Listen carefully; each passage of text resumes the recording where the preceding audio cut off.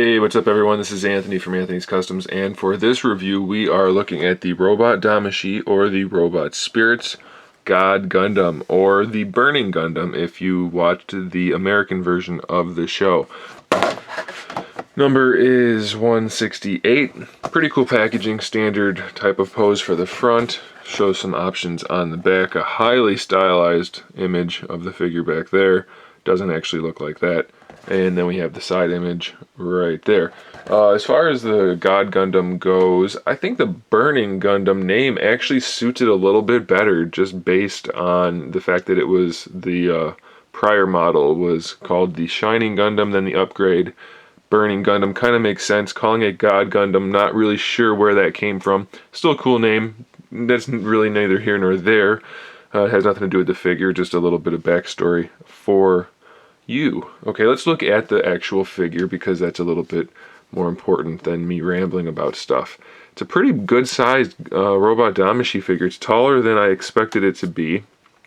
It's about 5.5 inches tall, so I mean it's not huge, but it's got some pretty decent size to it. And I think the proportions are actually pretty good. A lot of the times with the Robot Damashii figures, they're kind of more stylized looking. They have longer limbs, narrower torsos, that kind of thing. It looks pretty accurate. I mean, it's still a little bit slim, I think, but it looks pretty darn good. I'm pretty happy with it. The composition's all really good. All of the molded parts are fine. Almost all of the painted parts are fine. One of the problems I have with the paint is that the shoulder parts, instead of being molded white and then painted red, they're molded red. At least it seems to be molded in red. And then the white parts are painted on top. And if you guys know about painting, you know that white does not cover well. And it also tends to chip. And I have some chip marks here on the shoulder pad. And then if you look just at the seam, and of course it's not as noticeable in person since you're not zoomed in this tight, but the seam between the red and the white is not a very clean line. So it detracts a little bit from the figure. I think we would have benefited from having a white mold and then the red painted on. But otherwise it looks pretty good. I'm happy with it. The face looks really good.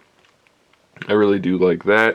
And I like the rest of the figure a whole lot. I mean, it's a really solid figure. It does have some flaws, unfortunately, more than I was hoping for. Some of that comes in the new articulation that they tried to implement, and some of it is just, you know, little things here and there that I have to point out. But it is pretty good. Let's run through the articulation and then we'll go through the accessories. This is the figure as he comes out of the package. Of course, we do have the wing backpack thing. We will put that on in a little bit, but that's, you know, technically that's supposed to be on the figure all the time, or on the character. But for the sake of going through the articulation, I'll just show you the figure.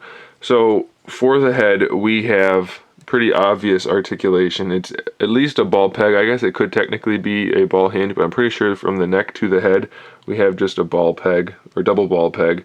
Looks down pretty well, looks up pretty well, and then of course we have the whole side to side rotation. Everything you really want to do, you can do. And then of course the neck itself is articulated at least on a single ball peg, maybe on a double ball peg, but that's going to allow you to move the head just a little bit extra pretty much any way you want to. So I like that. I think that's nice. The shoulders have the butterfly joint where it pulls out toward the front. So you can do that and bring the arm all the way out, full 90-degree bend right there if you want to. And then we have the ball peg that actually connects into that. So that gives us plenty of shoulder movement. The range of motion is pretty good. Of course, that gives us our full swivel. The shoulder pad is hinged independently, of course. Right there you can see that gray part, that's the hinge. This here, that is connected, and let's get that out of the way. Is that as high as it goes? It might be as high as it goes. Okay, and then this one is actually connected to the shoulder itself, which allows the arm to go all the way up like that. Now you'll notice there's a little bit of play underneath the arm from that white piece, and that's because where the bicep connects to the shoulder, where the swivel would be, it's actually a ball peg, so it gives you extra range of motion in there. So you do get the bicep swivel, but it also does this. And I assume that's also where we're going to be swapping out the arms for the SH Figure Art styled crossed arms in the option part set, the exclusive option part set, which I will be getting So I will show you guys that when it comes. But for now, we just have a bicep swivel with extra range of motion. We have the double jointed elbow, which gives us really good range of motion. Standard SH figures. Now I'm saying the wrong thing. Standard robot Damashii articulation there for the elbow. We have a forearm swivel, which allows the arm to rotate with this piece on it, which you're going to want to keep on there because it looks pretty cool, if I can get it back on. So that's good. It lets us rotate the arm around. Unfortunately, it does kind of get in the way, so you might want to rotate it and then snap it on. And one of the things that bothers me a little bit is the way they did it. You can see the arm, it follows the curve. That's not quite in place, but so when you rotate it, it doesn't really work. It either points down and it doesn't quite line up everywhere. So that's just a little bit frustrating. You can see the edges don't really line up, but it's not a huge deal, so it's not that important. For the wrists, we have the double ball peg for the wrist, but we have a little bit extra. That's how it is normally for the hand, so you can move the hand around, but it does extend, and that's not just for better range of motion. That is so that you can use the other hands. You see that little groove in the hand? Well, let's get the proper hand. That extension right there is so that you can pull the hand out, or pull the wrist peg out, and then fold the hand up. And it allows you to pose the hand a little bit better.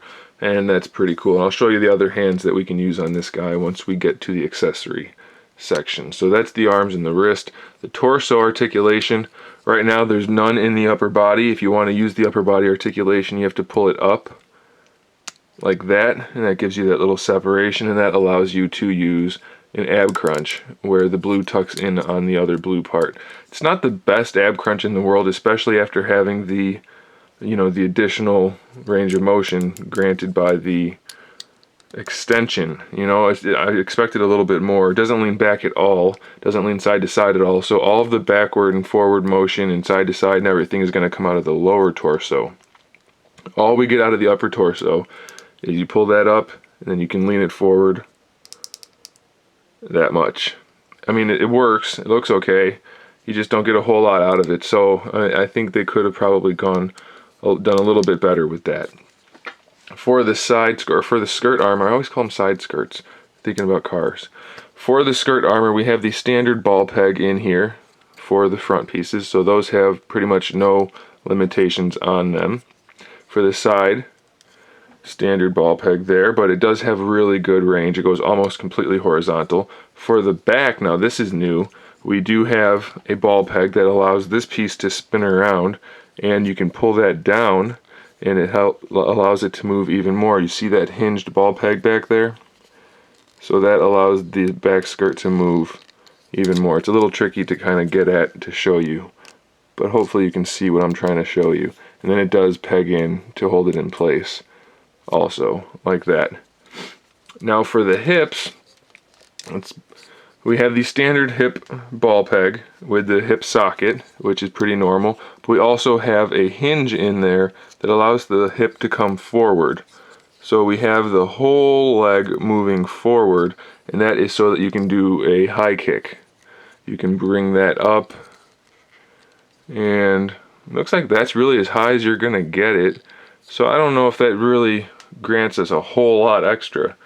I mean, the legs pretty much go completely horizontal anyway, so having that additional articulation doesn't seem to really help a whole lot. So I'm not so sure that that extra hip trick is actually worth having. In fact, I think I don't really care for it too much, because now when I go to pose the leg, instead of just swinging the leg forward like that, half the time it brings the whole thing forward and pops it out. So I don't know, personally I don't think that was necessary. He still doesn't kick all that high. So I don't think there's a net gain of a whole lot there. We do have our thigh swivel, so that's okay. Unfortunately, when you try to swivel the thigh, if you do it from the lower leg, you're just going to swivel the knee, which is a really redundant piece of articulation, I think. I'm not a huge fan of this knee swivel that they implemented. It's not a realistic joint.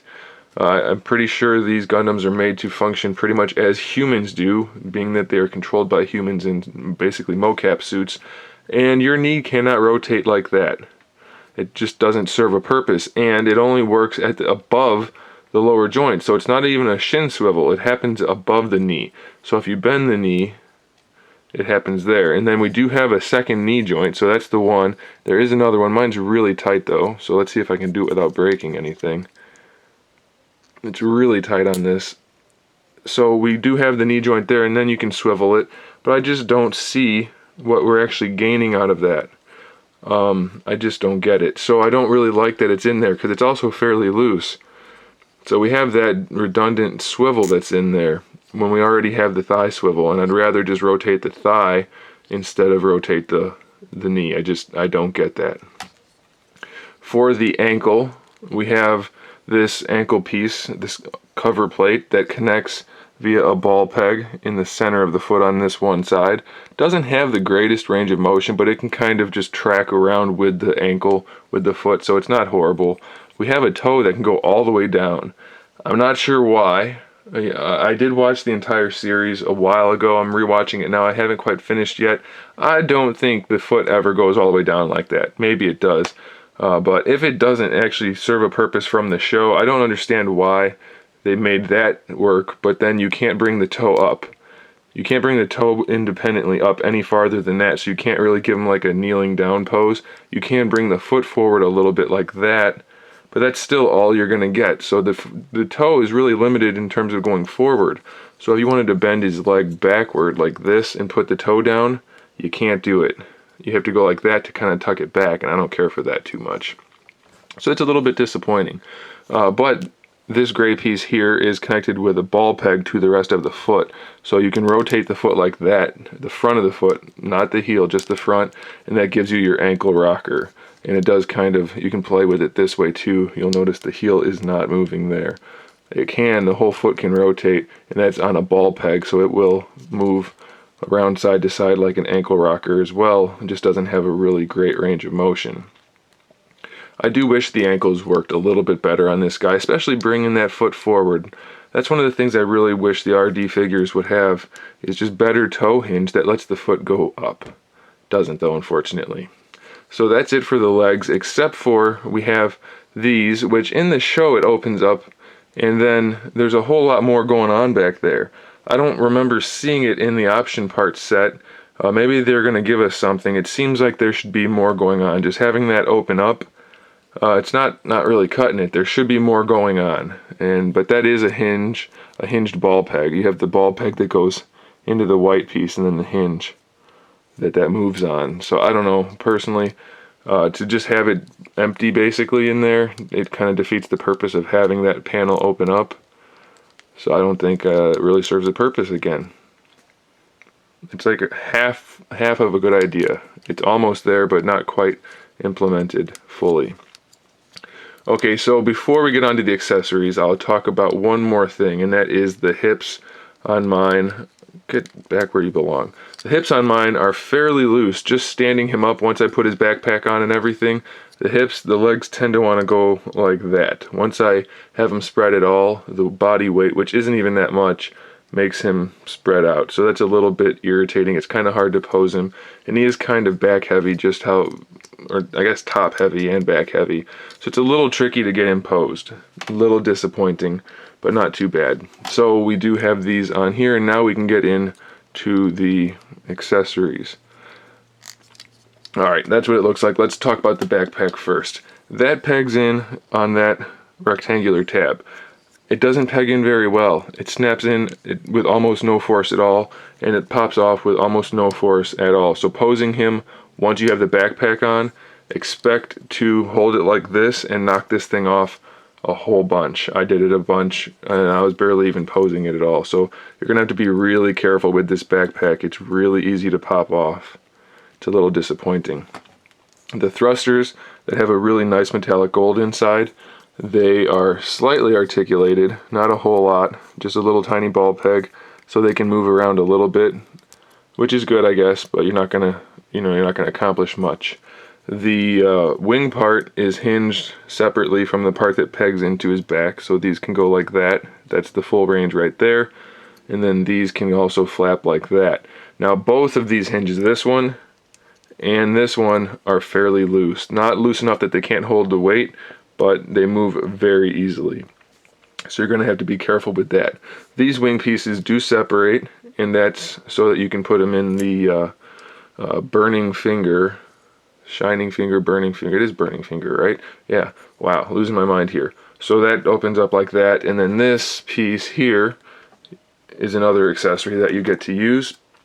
And how that works is you clip this on, which is just the stage peg that doesn't normally come on the backpack. You slide this in there, and that gives you your stage holder, port, whatever you want to call that. And then you clip this clear piece in here. Okay? And then that holds your ring of light color, whatever you want to call that. And then that obviously will just be pegged onto the back. And it looks pretty awesome, I have to say. I really like the way they did this. I think as far as things snapping together, it might have been a little bit better executed, but they did a good job making that look pretty awesome. So I am pretty happy with that. Okay, let's leave that off. He does come with two different beam sabers. Well, two beam sabers. They look pretty darn cool. They're translucent pink, and they have kind of like a silver airbrush effect going on. So they're kind of metallic, kind of pearlescent, so that's pretty cool. Really good size to them.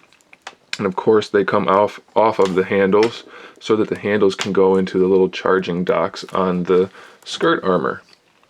Now the skirt armor has these round things, that's where these go. And these actually slide down on that little keyhole right there. So you want to slide them down from the top. Try to line that up. If I can do that in camera, it'll be a miracle. And I did. So that's kind of cool. So those go in there. It will rotate around a little bit. Doesn't have full 360, but it can go up and down like that. And of course we have the same thing on this side. That looks pretty good. I like that they included that in the functionality. These white discs that hold them tend to pop off though, so be careful with that. Now of course when we're doing the shining finger, or the burning finger I guess for the... Now I'm really upset that I've been watching this show. I watched 30 episodes in like the past 3 days, and I'm calling this stuff the wrong names, but whatever. When we do his special attack, you can swap out those for the open ones, which is of course a good thing. They don't stay on very well. If you look at this, the tab is very small. It doesn't stick down very far at all. So it could definitely be better designed such that it would tab in a little bit better. But it does go on, and he does have the open fingers now on the blue thing. And then we have the articulated yellow claw things up here, which are now obviously opened up as well. So that's pretty cool. I like that they included all of that as basic accessories, not for the option part set. So that's nice. And then the last thing for the body we have other than the hands is you can pull out this chest piece here, and you can put in the open one, which is also just for his attack. But it looks pretty cool. They did a good job painting it. It does block the face a little bit. I don't remember from the show if it blocks it that much. But if he's looking straight ahead, it does kind of get in the way. But that's all there, so that's nice. These come off, but that's for when the option set comes out. You can put on the open panels that have the guns showing. So don't bother taking those off if you have the figure now. You're not going to need to do that unless you get the option set in the future. Okay, so now let's look at the hands. You can see here that we have the fist hands. Standard fist hands, other than it's a brand new sculpt to match the design of the Gundam. So we have fist hands. Then of course we have the beam saber handle hands. So those just have the square cutouts in them. Then we have the palm hands, which I showed you, that can come all the way up like this. If this is the arm here, my finger's the arm, the hands can go flat like that. You can do the same thing with these. You can see the little cutouts in there. So these are some gripping hands. Those are pretty cool. They will have orange versions of these in the option part set for the shining finger. And then we have the shining finger hands for the God Gundam, which aren't quite gripping. I think they're supposed to be more like that, kind of like the Klingon thing. Is it Klingon? Vulcan. I don't know. I'm not a Star Trek person. Anyway, these are cool. These are translucent orange with some shading on them. They're supposed to be, if memory serves, supposed to be in the exact same position as those two fingers, and they're not really. So that's a little disappointing. And then also these have that cutout on there, but you can't really use that cutout with the claw things on. And you're supposed to keep those on, but they completely block the hand from going up at all.